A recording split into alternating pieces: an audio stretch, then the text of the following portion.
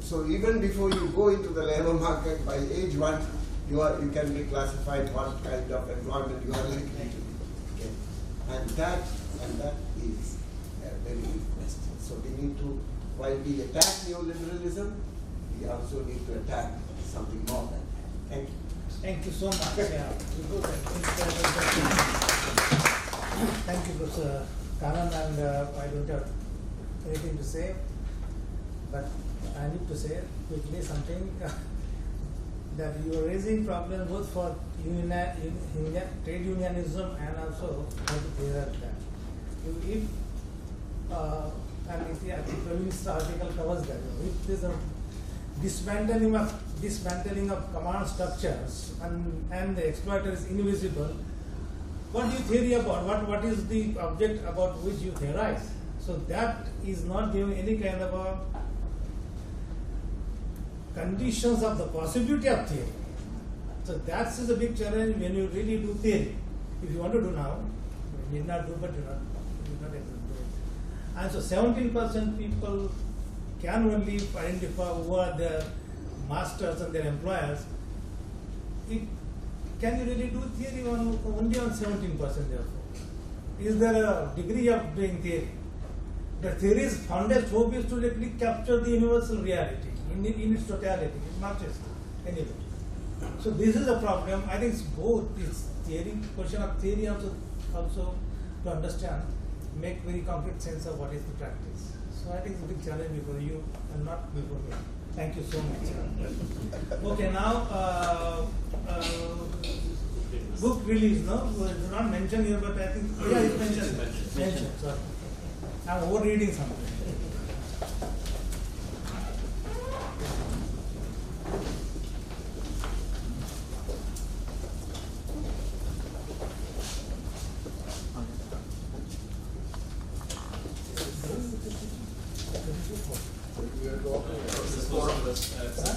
Oh, the second one. Okay.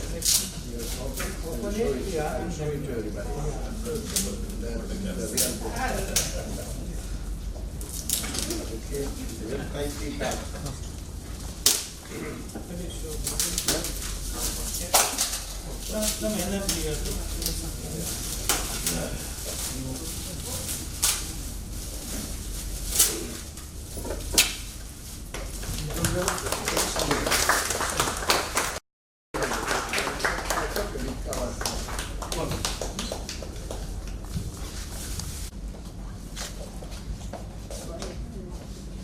It's here.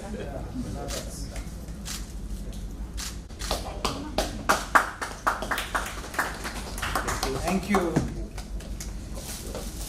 Okay, so it's after this privileged moment, we will now also release the second book. Where is the second book? No, second book will have this. What is it? What's mentioned there? Same process. After the discussion. After the discussion. Chairman Professor Gopal, Professor L.K. Deshpande, Professor Sudha Deshpande and friends. I think a substantial part of the second book also in a way has been discussed. Therefore, what I would do is I would like to describe as to how I read this, because I'm a conventional reader, because I can't stop reading right from the beginning. Therefore, if you start looking at the second volume, you begin with that, let's say, quite a lot of things before you come to that substantial kind of, let's say, 22 chapters. The entire book runs into that of 600 pages. That itself is, and I have to read it on the screen, no hard copy. And I started reading from the beginning, and therefore I can tell you what I have read, but not the entire book. Partly because of the editor's generosity, because he has given you a choice by writing about 45 pages of introduction. Which by reading, it's not a mere introduction, it's a substantive discussion of the book.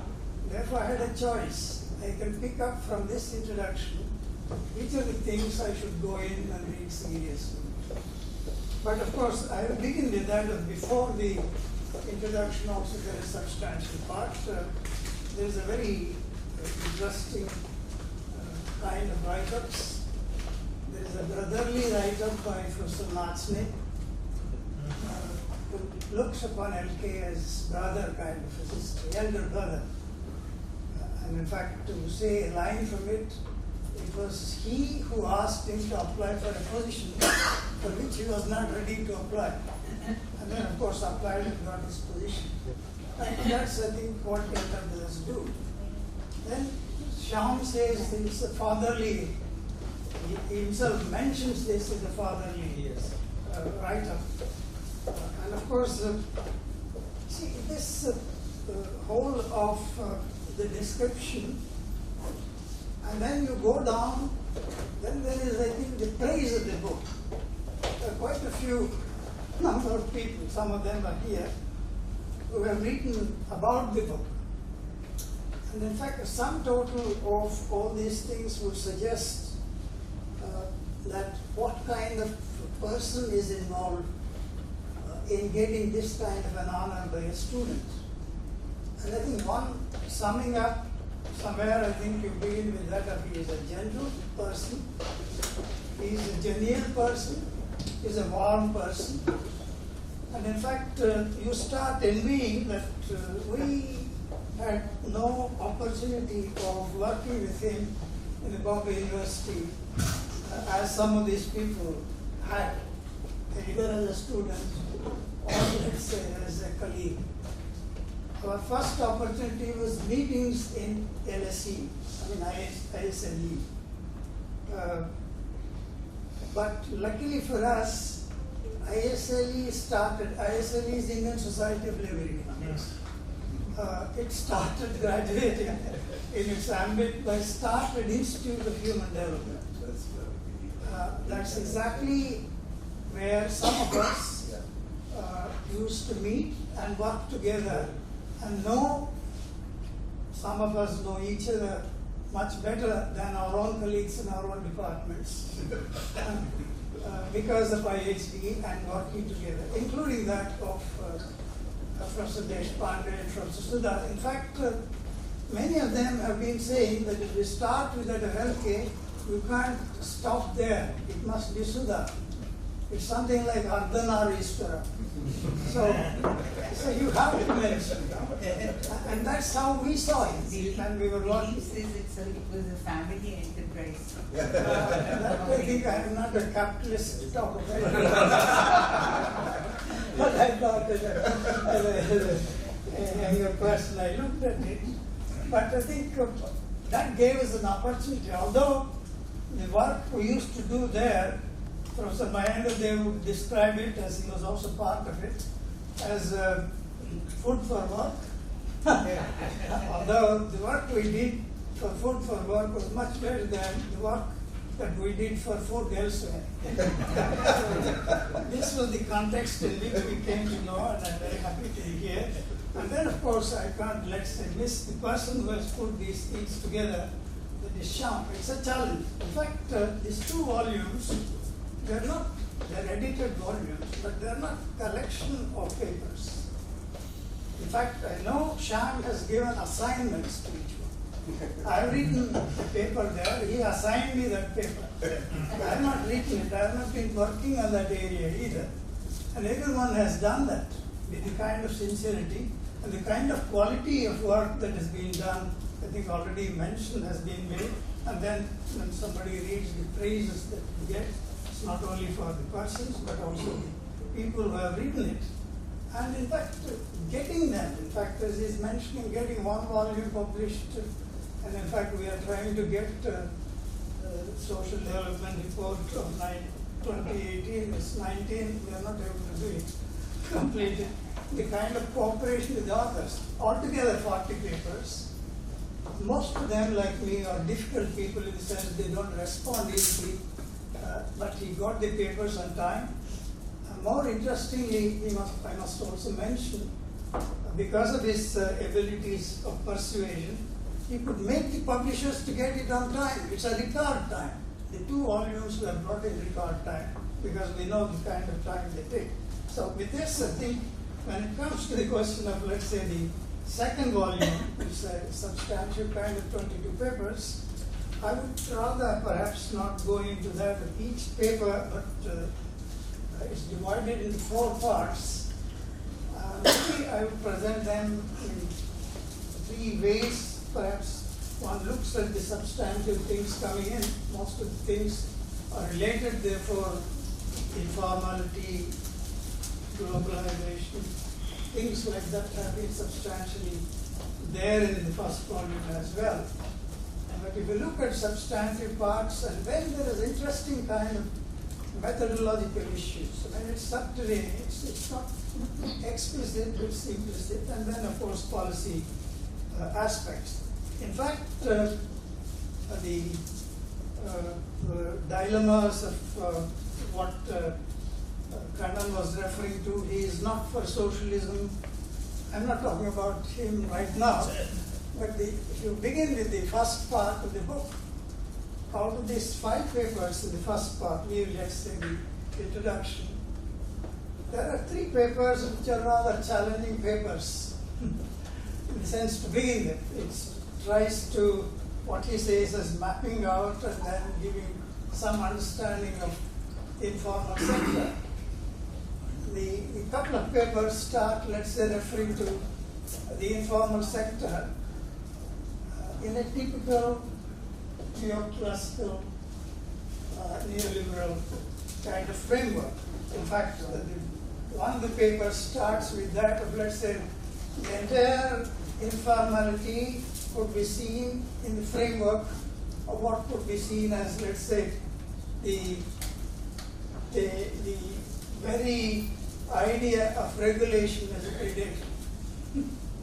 And therefore, this is predatory kind of a regulation which creates rents through the state intervention that keeps the employment down, and then it's absorption difficult, and they end up, let's say, unemployed, or let's say in a kind of half-employed or thinly employed in the informal sector.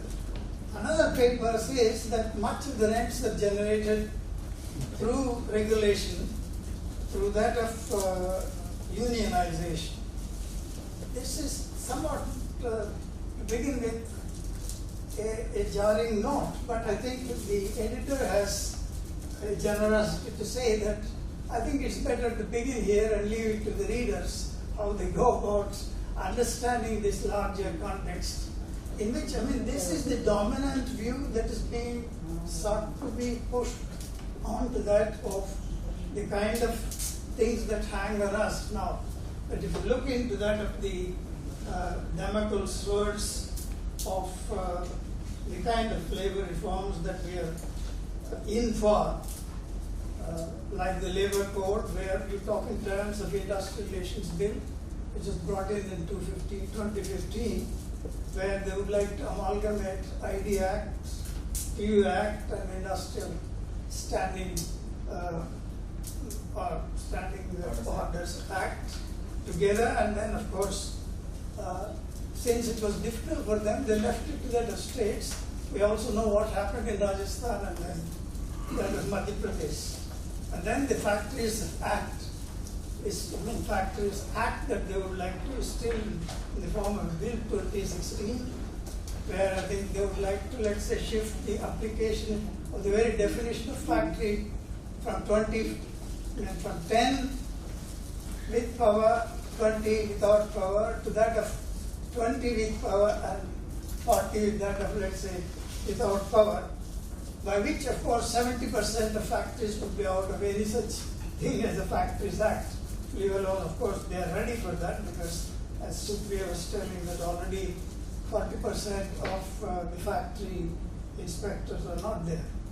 And of course, even if they were there, they are doing something else. And of course, the idea is that there is also a clause which says that they have to take a permission of the government if you want to complain. These kinds of things are coming in. I mean, that why I'm mentioning is that if you look at the kind of framework where you look at, let's say, the very intervention of the state and then regulations which we are thinking of, things that would shape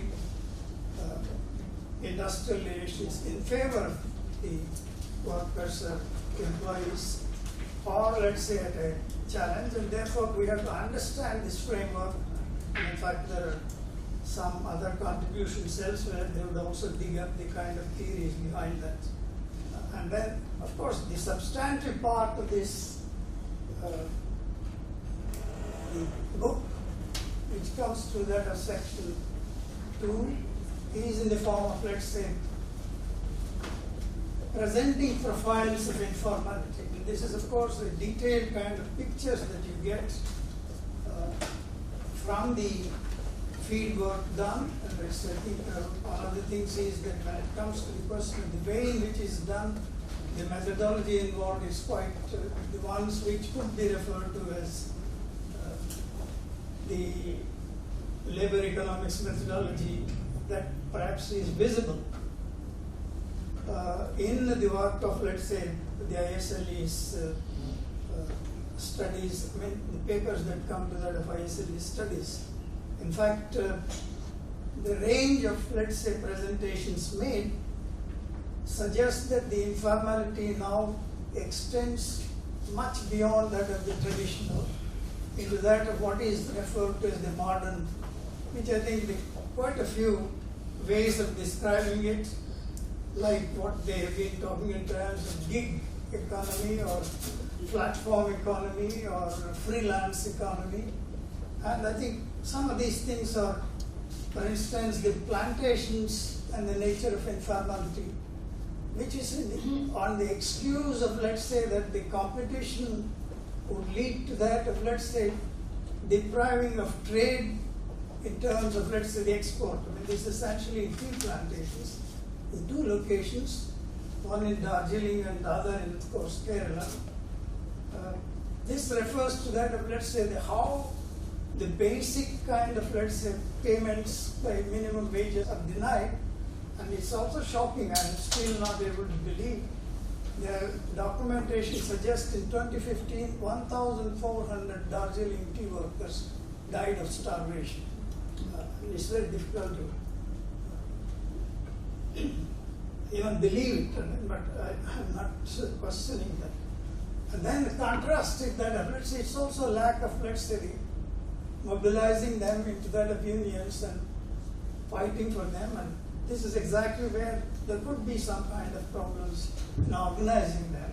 Contrast with that of what happened in Munnar by 5,000 tea workers, women tea workers, trying to, let's say, take over the organization part and protesting and succeeding in certain extent in that of mobilizing labor and getting some of their, let's say, demands fulfilled.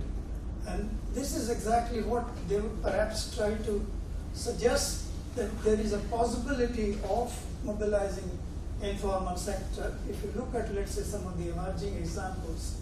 But I think the question is, there is a continuous pressure by the employers to dilute the kind of, let's say, conditions of work.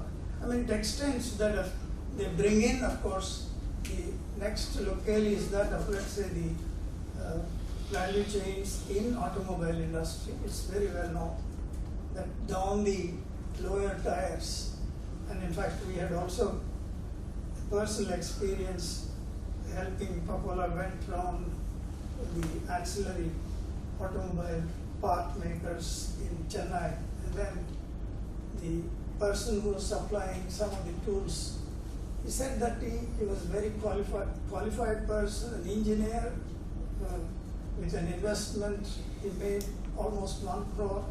He takes his parts, stands in the queue, and then there is a possibility, depending upon the so-called the final tire requirements, they would just say the quality is not good and reject it. And then, of course, they will not normally be allowed in terms of, let's say, finding their own markets from the beginning for these parts. They are tied with them. But of course, when it comes to the question of the top layer, they never perhaps get committed to that of the contracts that they make or contracts they do not make with them. And they do talk in terms of, let's say, the locations, particularly in Manesar and Faridabad. And then, of course, the ITS, the Bangalore campus, they have interviewed. And then the informality is not confined to that of the bottom section in IT, it's at the top level also. You don't know how long the job continues, and you don't know how variant is different is your salary for the same work with that of somebody else.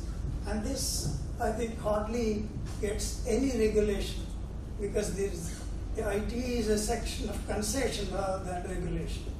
Most of the laws are, let's say, from which they are exempted, if not formally, it's, let's say, by some kind of a government order. GOs are given exempting them. And then, of course, there is a description of the deliberate creation of insecurity and suppression of voice, and not allowing them to organize.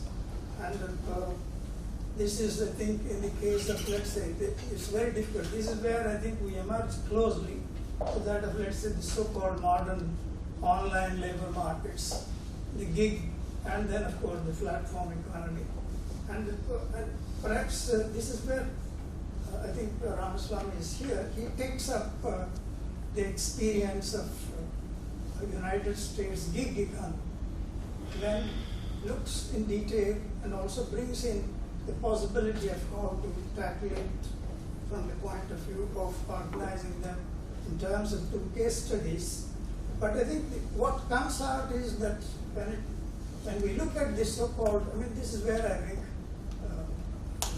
Brown's mention of, let's say, without understanding the nature of industrial or production organization, it's very difficult with the kind of fast changes in the organization of production.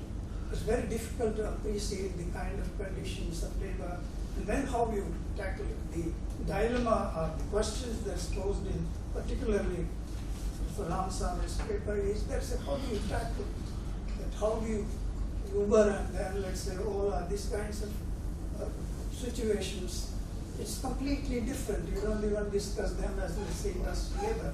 I mean, in fact, not only there, and there is a case study, which of course the forward of Professor Kannan also mentions, it's a very substantial case study as to how state creates organizations like that of ICDS, then Anganwadis, then call employees as volunteers, and they don't even get recognized as workers.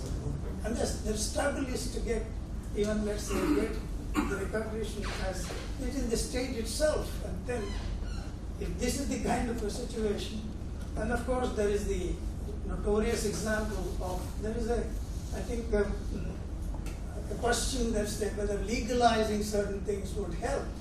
The answers are very interesting. There are 2 interesting studies. One refers to that of this notorious building and other construction workers Regulation Employment Services Act, and then of course the Act also comes with another one, Construction Workers Welfare, CES Act. The huge monies are acquired, and the kind of person who has written this is also a person who is a senior labor welfare officer, labor department official. It just comes out that there's hardly anything happening in terms of utilizing the money for the welfare of the workers. And then I think there is an interesting question. Similarly, if you bring a legislation, the question is raised here for domestic workers. This is, I think, Neeta who was discussing about these domestic workers. The domestic workers are so much committed to their employees because of, let's say, their attachments. They don't want the kind of unionization. The question raised is that if you organize them, and then if they are not part of, let's say, your union, and then they may not be in a position to press for the wages or whatever, you require working conditions, it becomes very difficult. I mean, you have to look for the way in which, under these conditions, there is need for some kind of a, when she talks in terms of this talk of intersectionality when it comes to gender. Not merely it's a labor market, but you look at, let's say, the social and other dimensions that perhaps become very important. And therefore, I think a substantive part of the second volume gives you a picture that ranges from that of, let's say, conventional sources of, very sorry, I have to rush through sources of, let's say, informality to that of modern. In fact, this is exactly where, when you raise a question, in fact, all through we have been looking at the possibility of capitalism of the West, trying to, let's say, give us a model of, let's say, employer-employee relations. What we see on the other hand is the gig platforms that's happening rapidly. That's getting transformed into a different kind of thing, and no longer perhaps, in fact, it is in a way, it's our own self-employment kind, or let's say informal kind of a thing that's happening in a different way at the advanced technology level. How do we tackle it? In fact, this is where the third section, which talks in terms of labor rights, how do you look at this situation of labor rights? In 2 minutes, what perhaps comes out in the labor rights is there is a rapid decline. There are 3 papers. One paper traces the context in which labor rights evolved and then what is happening now. I think one best thing that could be done in this context is the 3 papers that suggest the present situation is that entire labor rights and the regulatory mechanism that evolved came out of the struggle of workers. When it comes to the question of present, the entire struggle seems to be in trying to stop the rapid deterioration of this regulatory system and whatever Shyam would call as, let's say, industrialization system that has evolved is trying to, let's say, rapidly decline. And then the last part is about the present situation that's being, of course, since Ram has read the latest report, it is jobless growth. There's I think I mentioned briefly 1 or 2 sentences about methodology. But when it comes to the question of the Indian Labour Economic Association, leaving the founders, there are 2 people who stood tall and then more or less dominated for quite some time the labor economics field. One is LK and the other is Coppola.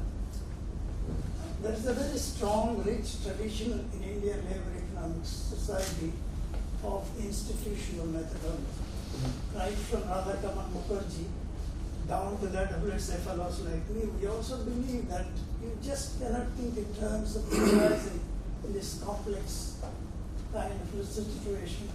Therefore, when you refer to that of Professor L.K.'s Bombay labor market, it's a classic institutional way of, let's say, understanding labor or situation of labor. And that perhaps is one of the greatest achievements. And if you have to compliment Shyam, explicitly or implicitly, there is, of course, an explicit discussion. I'm talking about Abraham, not the biblical Abraham, our Abraham from CDS. He has explicitly talks in terms of shifting from methodological individualism when it comes to the question of work participation. One may not agree, but he talks in terms of family income as some kind of a way of understanding why somebody withdraws from workforce, why there may be some kind of a situation where you have certain kind of things satisfied and you stop at some point. Some of these issues may have to be looked at closely, and in this context there is also agriculture, which Ram was saying is not touched upon, but of course they do talk in terms of, in this section, structural changes and how agriculture is declining, but not as detailed as perhaps one would expect when it comes to the question of understanding what is happening to agriculture in terms of labor employment. I'm sorry if I've taken more time and not said many things. Thank you. Thank you. So I also got involved in what you're saying at the end. So that doesn't matter. It is for the benefits of everybody here. Now I think you brought in just have a minute. Just methodology question into the study of labor economics, and when you say methodology, it poses a challenge to informalization. Because methodology invariably will demand coherence thinking about anything. It actually assigns conceptual, the function of methodology as far as I can see is to really assign conceptual coherence to your study. The moment you say this, you are already into a trap of methodology. I want to be in the trap of methodology. So thanks Dian for that very important intervention. Now I would request Praveen to please. We are running over time, 7 minutes I think. Please. I'll try and keep it up to 15 please maybe. take. No, I'll not take more than that. So, Chair, Professor Guru, distinguished panelists, all the distinguished colleagues here from whom I have learned so much over the years as regards my own understanding of the world of work and labor. Let me begin first of all by expressing my gratitude to Shyam and idea for hosting this book launch to celebrate Professor Deshpande and of course to include me in this conversation. Professor Deshpande has been described variously as Doyan, as Ardhanarishwar, as if the Hindu metaphor is the flavor of the day, maybe Bhishma Pitama in the Indian context and so on. So all that is very well known and very well regarded, very well acknowledged, and I'm sure there will be Bhishma Pitama on the side of justice. on the side. And I'm sure in the next session we'll have a lot more on Professor Deshpande. Now, in terms of, I think a lot of things which I would have wanted to articulate have already been done by the two distinguished colleagues there and by one of my informal teachers. And pun is not intended, Professor Reddy. So I will try and sort of not repeat those. But I managed to browse through both the volumes. I think as a two-volume work, it is an excellent job. I think there's no denying that, and I can see a long shelf life for this particular thing, which is indeed a great tribute to Professor Deshpande. Volume 2 in particular, on which I'm supposed to say a couple of things, consisting of, as Professor Reddy pointed out, more than 20 chapters, which editor has organized into 4 parts, which have already been, given a sense of by Professor Reddy. If we take all these together, by and large, you could say that it's a collection of these 4 parts and more than 20 chapters, a combination of bird's eye view and worm's eye view. Some of these papers are basically built on large-scale secondary data, drawn on that and so on, and then you have excellent field-based accounts as well. So, in that respect, again, it's an excellent collection, which also then, at least implicitly, engages with the questions of methodology. How do you engage with the world of labor? Is one adequate, or you have to sort of think in terms of both, or should we focus much more on the other? How do you kind of connect them? The question of coherence, conceptual coherence, etc. All these are important. There are serious omissions, as Ram mentioned. Agriculture, which is obviously half the workforce, if there is very little discussion on that.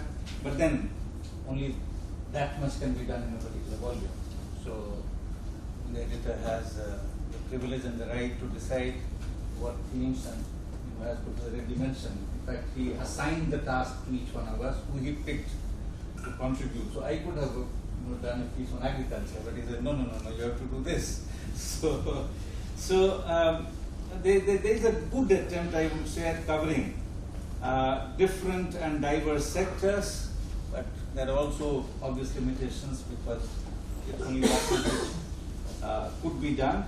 But yes, I mean, I think Ram's point is well taken that something on that is very important if we are thinking about understanding informality, precarity, institutional developments, etc. So in that sense, I think we need to look at all those sectors much more carefully. So that is a bit of a weakness. As Professor Reddy mentioned, Shyam has done a very good job of providing an overview and made our tasks relatively easy because we didn't have enough time to go through all the papers very carefully, right? So it was your introduction which was helpful in being a kind of guided tour and then picking up what we wanted to look at and so on. Editorial introduction, at times, although it's a good overview of all the chapters, but sometimes I felt uneasy whether you are endorsing some of the claims which are being made by contributors. For instance, if I look at what you say about Raj and Sen, chapter 2, and basically, talking about what they arrive at as conclusion in a manner which is unproblematic in your formulation, I feel very uneasy.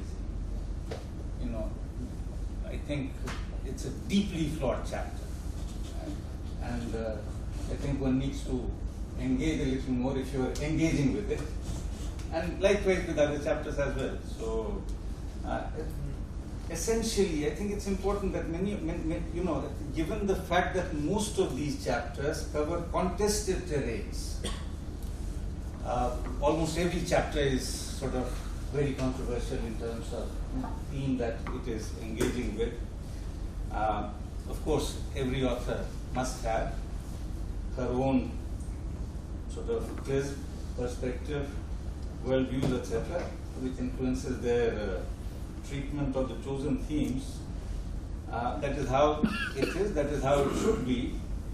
But not engaging with the other point of view with a degree of seriousness, to my mind, weakens their own conclusions very, very seriously. Their own claims and conclusions get seriously compromised. And this is something which I felt very uneasy about several chapters in this world. So, as Professor Reddy mentioned, the first set of chapters, which are fundamentally from a neoclassical perspective, perfectly fine. But the point is, why don't you also look at existing literature which is already there? For instance, on this whole Raj-Sen chapter that I mentioned just now, after all, you could have read what Professor Deshpande and his team did on this whole question of labor market rigidity and regulation and the consequences and implications of it. It does not even get referred to in the chapter. You start feeling very foolish. Right? Professor Deshpande is no torch-bearing Marxist or anything like that. That particular work done by through IHD with Alak Sharma and others is something which is a pretty standard heterodox kind of serious analysis. So that is what I mean when I say that there is a serious problem of that kind, and that is true of not only one particular. I mean, Kunal Sen was my class fellow. It's not. I don't have anything against him. I'm very fond of him. But since I picked up that chapter to illustrate this, I just want to. That is something which is a bit of a problem in many chapters, and in their own way, they are fine-grained. These are serious attempts of the chosen themes, but you keep feeling that they would have gone a little more in terms of digging deeper into the structural and conjunctural forces which are shaping the world of work, which the particular area that they pick up. In that they could have gone further in their explanations, etc. So you keep asking for more, right? Asking for more, at least in terms of what is already available there. There is that literature, you engage with that, right? So, sort of if somebody is trying to understand the forces and the processes of informality, let's say in the textile sector, why not engage with Supriya Rajouri's work and try and draw that conversation into, what you're doing and so on. So that is something which was a bit of a discomfort for me. Even some of what I thought were very good papers, sort of stopped short of doing that. So Joseph, for instance, chapter 9, just to, the quote that you pick up, Shyam, where he says, precarity is not just a series of random episodes of a few employees here and there, but an all-encompassing state of the work context engineered by the policies and practices of the deliberative and security design employment relations. Now, okay, it's a good enough statement, but it doesn't tell you anything beyond that in terms of what are the structural and conjunctural forces which have led us to a situation where we are. Right? Understanding of the way finance capital functions today and what Niall Ferguson, I don't like his work very much, but the phrase that he uses, planet finance versus planet earth, and the implications of that in terms of structuring in an in-depth manner, in an engaged manner, some of those things, global production systems these days. We know that close to, according to WTO's estimate, according to UNCTAD, according to ILO, look at any of these, at least 1/5 of the total production, global production, is now through these transnational kind of processes and so on, in which 95% of workforce is invisible. So, say a person, sir, so, sort of only 17% knew who their, now here only 5% know who their employers are. Right? So you're talking of a brave new world, of a very different kind, and unless you engage with those issues, I think our understanding will be pretty superficial in many ways. So I just wanted to flag some of these things. Essentially, what is happening? My sense is that I have grown up doing political economy, and I think political economy is very important. I think political economy is sort of treated in a pretty non-serious fashion in the chapters in volume 2. And at best there is a kind of a tangential engagement with it. That's perfectly fine from the point of view of those who think that political economy is useless.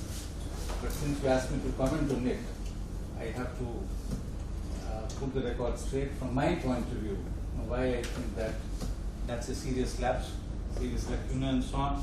Many of the theoretical challenges, Chairperson Sir, that we're talking about, challenges of theory. Right?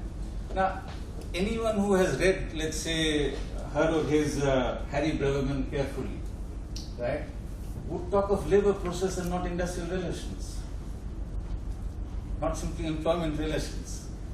Right? How are labor processes shaped and how do they evolve and so on and so forth. So to the extent that you want to use this phrase, you have to connect with that. Right? If you have read your, let's say, Heimer seriously, Rise of MNCs, you can easily understand many theoretical challenges that the chair is referring to repeatedly. You can see how these were being addressed. And any attempt at engaging with the themes that you're talking about, if you ignore that, you do that at your own peril. And there is this fantastic history of ideas, last 100 odd years and so on. So I think it's not by simple nostalgia, but I think a very strongly felt need for why we must engage with some of those issues. There are lots of debates on the questions of organization. You have within that itself, the question of organization, for instance. Go back to the old man, 1867, when he said, if capital gets global and if labor is local, it's the end of labor. I'm referring to the famous speech by Karl Marx, 1867. Right? So, capital global, labor local, national, you're finished. Right? Now, this is where we have had very important debates, the likes of Prabhat Naik, for instance, who keeps insisting that you have to have a significant disengagement from this kind of neoliberal globalization if you want to begin thinking about where to go, what kind of strategies and so on. Right? Otherwise, you're doing tango on the margins. Right? Doesn't matter. And the tango itself may sound very good, but you're very much on the margin of what needs to be done and so on and so forth. You have someone like Ronaldo Monk, who says that yes, indeed, that is happening. But on the other hand, on the other extreme, you have Guy Standing, who says it's the end of work, it's the end of politics, forget about it. Do only your universal basic income. Stop there. So there are these debates going on, and how do you connect with those in terms of bringing that theoretical coherence into our conversation and so on? Of course, to give sort of credit to Guy Standing. Now he says, no, we also, basically precariat will become the new agency. Right? So, okay, he's moving, he's taking a few steps in a direction of thinking about what would be the agency and how do we move forward, etc. So, I think it's important, what has been done. I mean, what I said is not in the nature of critique of this very valuable achievement, the 2 volumes that you have here. I think very important contribution, and as I said, it will have a long shelf life. It would have been good also to include some other very burning concerns, and some of the contributors, since you were telling them what to do, you could have also told them, okay, maybe, you look at the thing in a fuller fashion. Thank you. Thank you, Praveen. Shyam, you have got some good feedback, so I don't need to. No, I know. He has to speak anyway. But is there a theory from proletariat to precariat? Is there a terminology like this? Yeah. This is a Guy Standing, which is when, sir, I said, if you are saying precariat, maybe you could, maybe I should coin a new term, flexicariat. What is this? One has to go back to relative surplus population, you get lots of very good ideas. Yeah. So, I mean, I feel sorry for the very terminology actually, anyway. Professor Maitreya, may I invite you to please make your presentation. Thank you, Jay. On Professor Deshpande, anyway, we have next session, so I'll be speaking there. This book, as earlier, I didn't read the chapters, but I read Shyam Sundar's introduction. So this has 4 parts, as others mentioned. But most important is, as Dr. Reddy mentioned, the second one, the informal, sector in different, for example, plantation economy, automobile industry, the Uber gig economy, Anganwadi workers. So, I mean, you get a larger picture about the informality in these sectors. Also, domestic workers. On industrial relations, of course, Narasimha Reddy's paper is it provides and also labor rights in the larger perspective.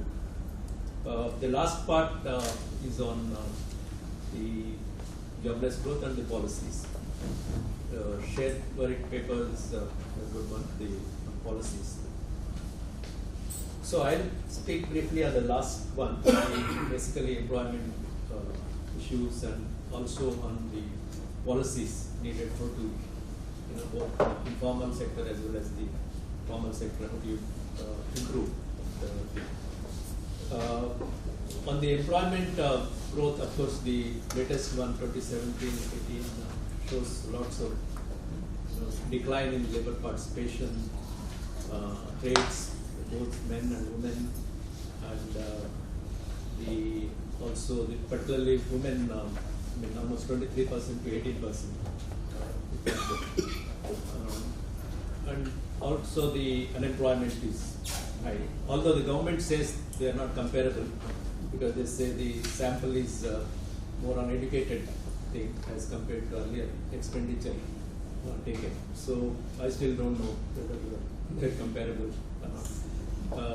They say that suppose you take educated in 2011-12, maybe unemployment maybe 5% or something. So that's what their argument, but I still haven't checked. So on the whole, the labor employment growth situation and the quality of employment there is concern. But however, some people say, I've not looked at the formal sector details. They say formal sector is improved. The share of formal sector has increased. I've not checked the details. So there is some improvement. But within formal sector, whether informal sector workers are more or one has to check those things. But otherwise, the things are not good. Particularly after 2014 onwards, the employment situation. On the inequalities, labor market inequalities are high. If you see functional distribution, the share of wages has declined. If you see ASI data, from almost 30% to 10% or so. And then high share of informal sector, almost 90%. But on informal sector, there are two views. One, some people like Ajit Ghosh, they say that rapid growth in informal sector has been accompanied by very significant structural change and increased productivity in this sector. So he thinks up to 11-12. But another view is that informal employment is increasing in both formal and informal sectors. So there is a need for decent work, improve incomes and conditions of workers, which the NCUA has taken that view. But I probably more towards the NCUS that we need to improve the conditions of work and those things in informal sector. Similarly, the wage inequalities are also high. In the recent period, agriculture wages particularly, there is a stagnation after growth till 2011-12 or 12-13. In fact, the growth percentage is 51% or less or something, agriculture wages or rural wages. And then, of course, what are the policies needed, for this both informal sector improvement and also towards the improving the quality of employment? Several policies one can look at the public policy and all. One is, of course, macro policies. What should the macro policy should do? For example, the monetary policy, the interest rate should come down, the SME sector will benefit with lower interest rates, and credit can be benefit, because even economic survey brought out that the credit to small and medium enterprises has declined significantly in the last few years. Similarly, the fiscal policy or trade policy. So what should be done to improve this the quality of employment and both informal as well as the formal sector? Because we are generally conservative monetary policy or conservative fiscal policies can hamper some of the things. Not that I'm not saying fiscal deficit should be too high or something, but some kind of stimulus may be needed. On sectoral policies, agriculture, of course, one is missing thing which employs 50% of the or now I don't know this percentage 40% but I think the stress is much more. Although the NABARD data shows that the income from agriculture for rural workers is only for 23%. The rest is from non-farm and things. So that way, recently the government made it agriculture and rural development combined. I don't know, only the namesake, but one has to see how it works. So the rural non-farm employment is equally important because there's been significant increase, but in fact the social groups benefited, SC, ST and others benefited with the increase in rural non-farm sector. But agriculture, you need a massive public policy there needed, particularly state governments and the combined center.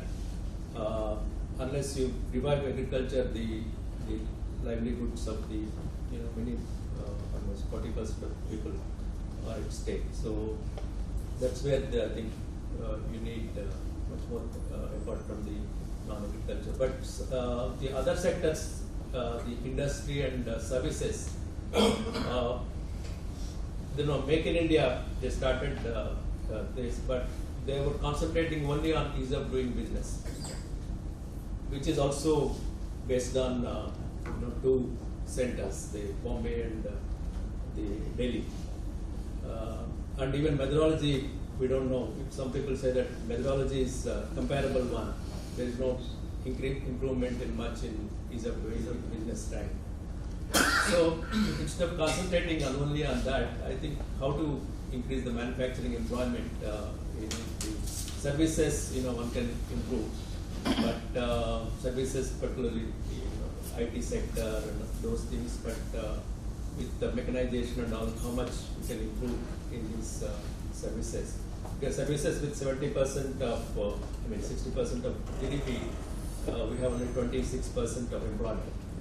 There is some improvement, but it's basically manufacturing. How do you improvement is in the question at the sector level, and later on the services and also digital economy, as people have mentioned, that the worker and employee, the relationship is not there, as many people mentioned that in the gig economy or the Uber, all those things.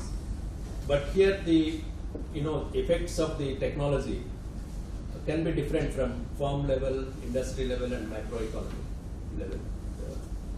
At farm level, all innovations improve sometimes farm's performance at the expense of non-innovators. At industry level, constrained by demand and trade, technology can create or destroy jobs. At macroeconomic level, it depends on how indirect effects or direct effects on technology. So it's not very clear how the impact will be there. Lastly, on 2 points. One is the social protection. We're talking about now the people are talking about the UBI, the Universal Basic Income, because there in the European countries also it started because of technology. The employment may be affected, even in the US and all. So they wanted to have some cash transfers to the workers. That's how it started. Even there, it's not still whether they're going to implement or not here. But in India, there is a lot of talk. But many people think that we cannot do that at the expense of the other other social protection programs. Now NGNREGA, those kind of things, you cannot remove and have this UPI thing. But one can have like old age pensions, where one can increase much more. At the state level, already started. In Andhra Pradesh, 3,000 or something they started.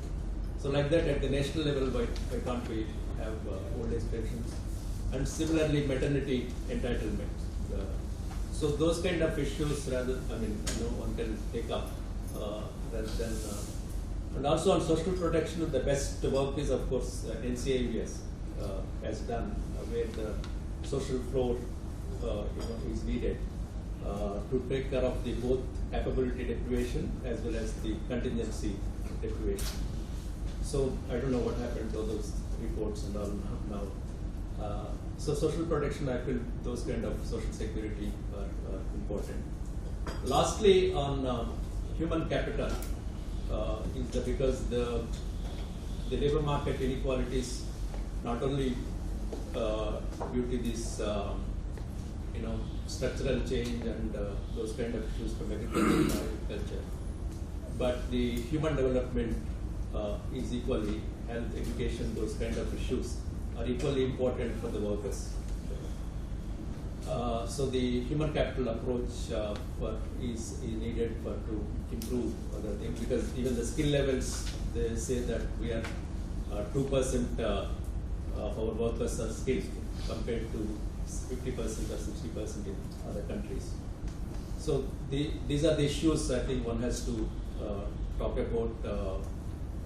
It's a worry in the informal sector, the low productive, with the so-called working poor.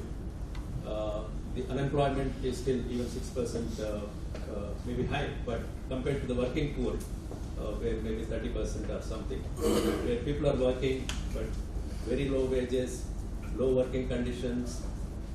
So these are the issues rather than just the labor flexibility or reforms in labor laws. The labor laws, many studies have shown that in spite of the present laws, there is a lot of flexibility. You can see that the organized sector, the informal workers are there and all. So I don't know what kind of other labor laws, and we are talking about only about 10% or 8% of the workers. What about the 90% of the workers? And what about their organizations?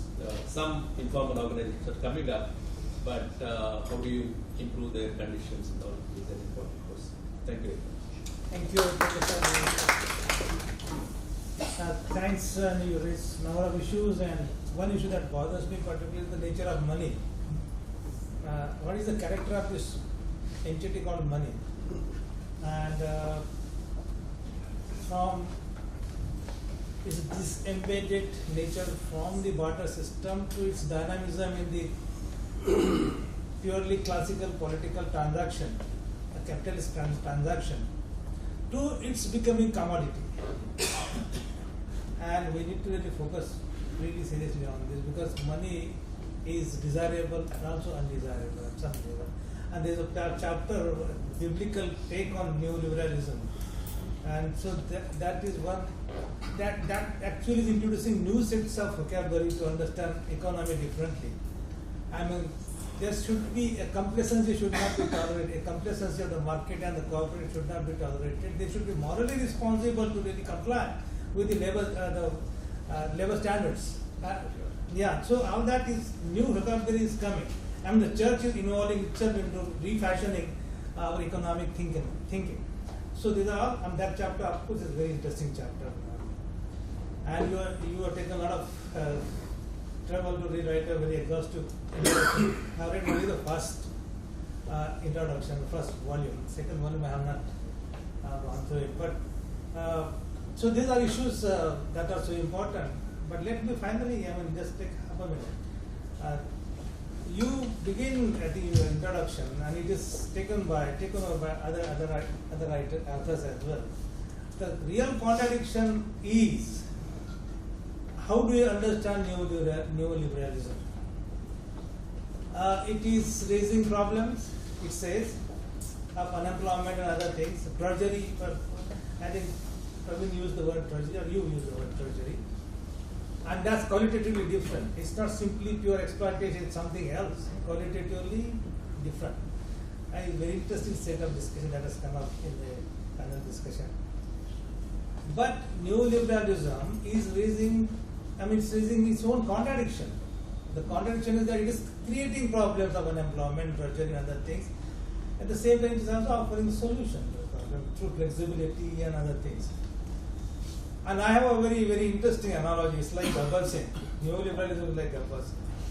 If you recall Sholay, you will find that Gabbar Singh comes to the village and says, look here, and I have to speak in Hindi now, Gabbar की ताप से कौन बचा सकता है आपको गाँव वालों? खुद Gabbar. But you should ask this question: who has raised this problem in the first instance? Neoliberalism is like that, I guess. And if you think that is on the retreat, we'll have to find out that. So thank you so much, Shyam, for giving me this opportunity. I enjoyed. I took copious notes and I also made some noise intermittently. I don't want to conclude this session. I enjoyed it thoroughly. Thank you so much.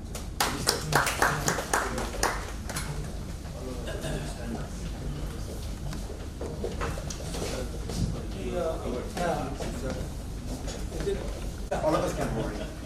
All the three of us can. Sir, please.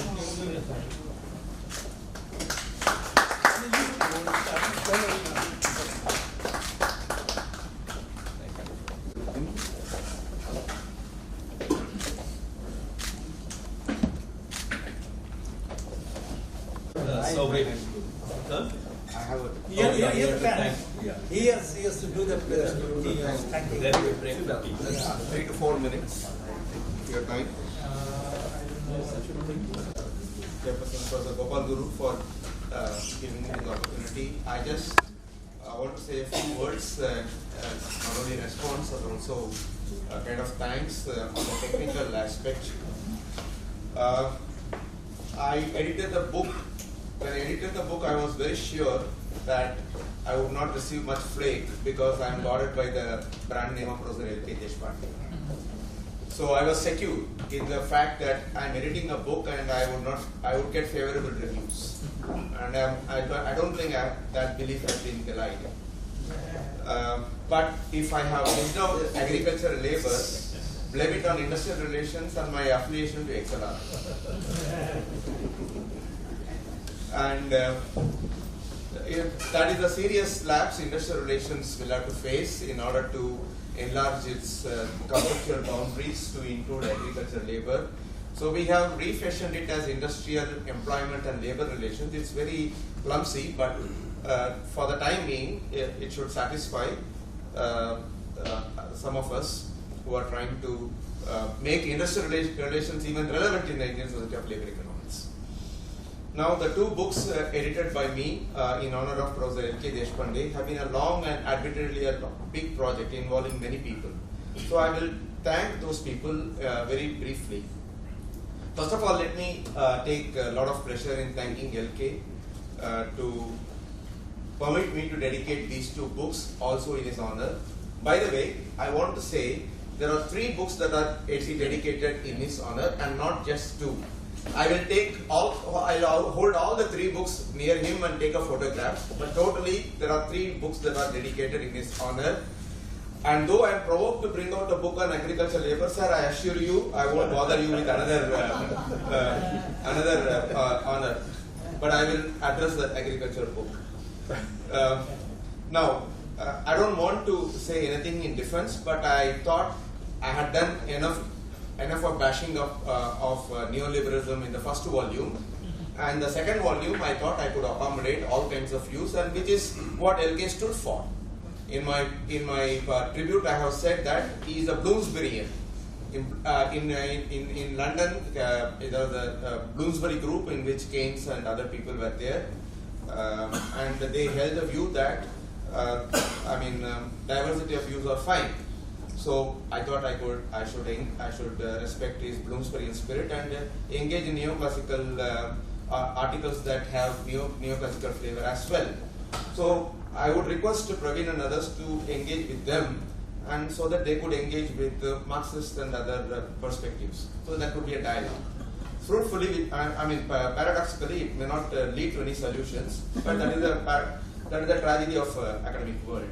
In fact, Gurdjieff and Ospensky, I'm sorry to bring 2 mystics here, but I have a legitimacy to bring it because I have an article on biblical take on globalization.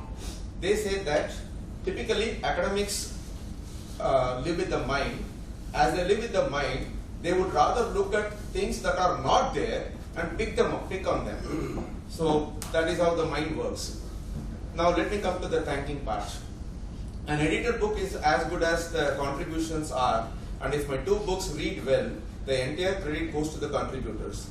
It is indeed an honor for me to have well-known and eminent and upcoming scholars as contributors to this book. For once, I must be the envy of at least a few for this. But the secret is that they contributed primarily because the books are dedicated to LK, whom they know or have read his works, and otherwise also they are committed scholars. But I must commend the tremendous cooperation extended by the contributors amidst the busy schedule, and despite some personal and social adversities like Kerala floods.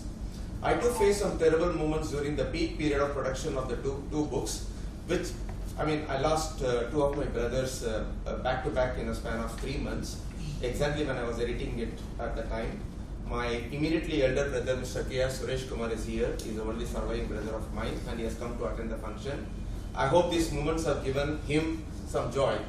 Thank you enough for coming today. Suffice to say that these two books are not mere prints, but reflect tremendous amount of human endeavor and cooperative spirit.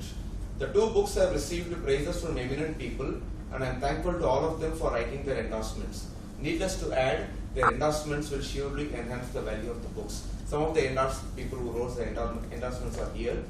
Several who have browsed through the books have showered praises for the forewords by Professor Guy Standing and Professor K.P. Kannan respectively, and the personal note written by Professor Dilip Nachini. It's a delight to read.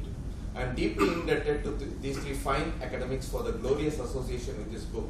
Again, LK's magic worked. Now it becomes very clear that I as an editor have added precious little value to the two books. Palgrave Macmillan did a fantastic job of completing all the processes involved in publishing the two books. The Palgrave personnel responded admirably to my persistent pleas for a quick publication. These two books must be a record of sorts in their annals.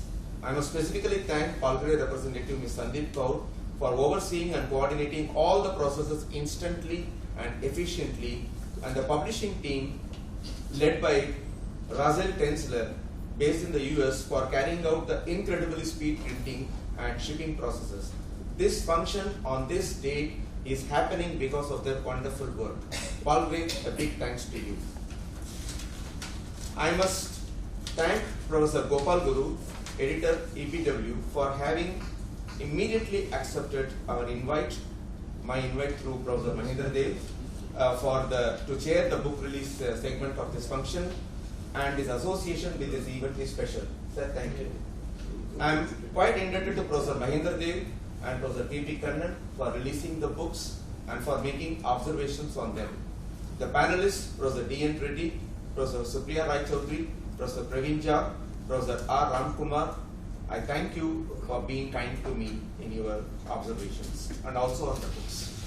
Thanks for coming all the way here. And I must say that I'll be thanking LK in the felicitation function and on a personal note, but I would end this by saying this, by quoting Oscar Wilde: after a good dinner, one can forgive anybody, even one's own relations. Let us join the fight. Yeah, thank you.